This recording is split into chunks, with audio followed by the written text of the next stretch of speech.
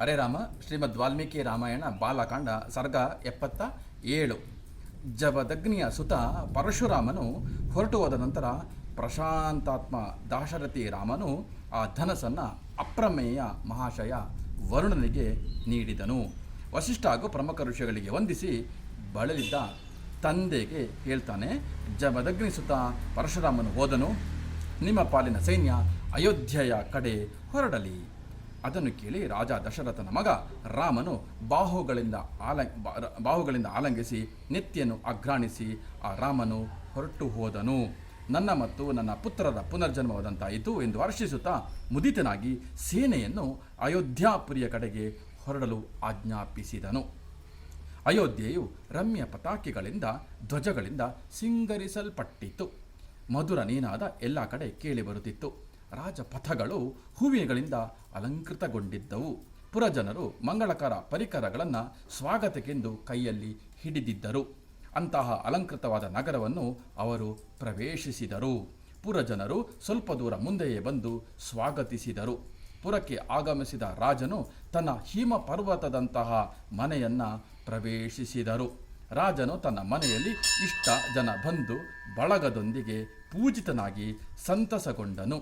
ಕೌಸಲ್ಯ, ಸುಮಿತ್ರ, ಕೈಕೇಯಿ ಇತರ ರಾಜಸ್ತ್ರೀಯರೊಡನೆ ರೇಷ್ಮೆ ವಸ್ತ್ರಗಳಿಂದ ಅಲಂಕೃತವಾದ ಸೀತೆ, ಊರ್ಮಿಳಾ ಮತ್ತು ಕುಶಧ್ವಜನ ಪುತ್ರಿಯರನ್ನು ಮಂಗಳ ಗೀತೆಗಳಿಂದ ಆರತಿಗಳಿಂದ ಒಳಗೆ ಸೇರಿಸಿಕೊಂಡರು.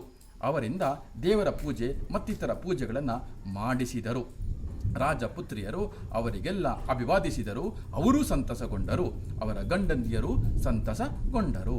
ಸಹೃದಯಿಗಳಾದ ರಾಜಕುಮಾರರು ತಮ್ಮ ಪತ್ನಿಯರೊಂದಿಗೆ ಶಸ್ತ್ರ ಸಾಧನಗಳೊಂದಿಗೆ ಹಿರಿಯರ ಆರೈಕೆಗಳನ್ನು ಮಾಡುತ್ತಿದ್ದರು.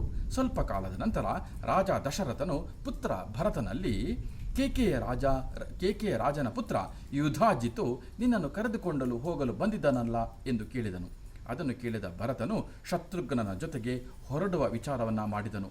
ನರಶ್ರೇಷ್ಠ ಭರತನು ಶೂರ ತಂದೆ ಕ್ಲಿಷ್ಟಕರ ಕಾರ್ಯವನ್ನು ಮಾಡುವ ರಾಮ ಮಾತೆಯರ ಅಪ್ಪಣೆಯನ್ನು ಪಡೆದು ಶತ್ರುಘ್ನನ ಜೊತೆಗೆ ಹೊರಟು ಹೋದನು.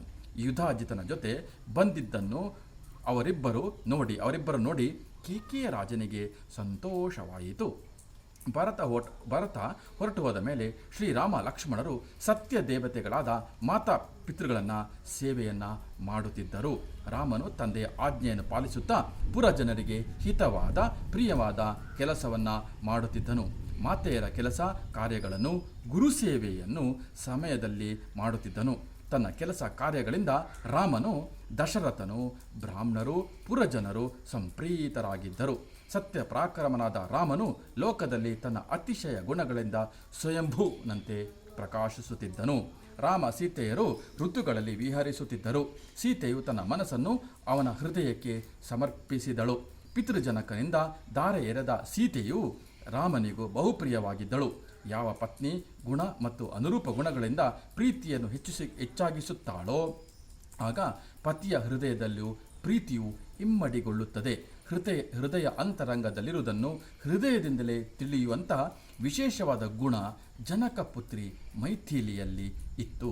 ದೇವತೆಯಂತೆ ಶ್ರೀರೂಪಿಣಿಯಾದ ಸೀತೆಯ ಕಾಮನೆಗಳು ರಾಮನಲ್ಲಿ, ಆತನ ಕಾಮನೆಯು ಈಕೆಯಲ್ಲಿರುತ್ತಿತ್ತು. ಲಕ್ಷ್ಮಿ ಹಾಗೂ ವಿಷ್ಣುವಿನಂತೆ ಸೀತೆ ರಾಮ ಪರಮ ಸಂತೋಷದಲ್ಲಿ ಇದ್ದರು ಎಂಬಲ್ಲಿಗೆ ವಾಲ್ಮೀಕಿ ರಾಮಾಯಣದ ಸರ್ಗ 77 ಮುಕ್ತಾಯವಾಯಿತು. ಇಲ್ಲಿಗೆ ಬಾಲಕಾಂಡ ಸಂಪೂರ್ಣವಾಯಿತು. ಒಟ್ಟು ಸರ್ಗಗಳು 77, ಶ್ಲೋಕಗಳು 2270. ಮುಂದೆ ಅಯೋಧ್ಯಾಕಾಂಡ. ಹರೇ ರಾಮ.